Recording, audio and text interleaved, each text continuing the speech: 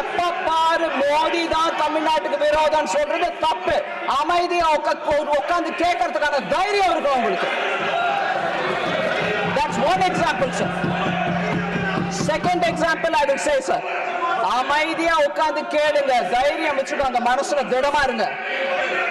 மனசுல திடத்தோட தமிழ் பதில் சொல்றேன், கேட்டுக்கிட்டு போங்க, அங்க போய் சொல்லுங்க தமிழ்நாட்டுல, சும்மா இங்க கத்தாதீங்க.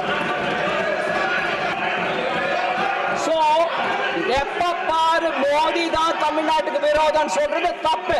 அமைதியா உட்கார்ந்து கேட்கறதுக்கான தைரியம் இருக்கும் உங்களுக்கு. That's one example, sir.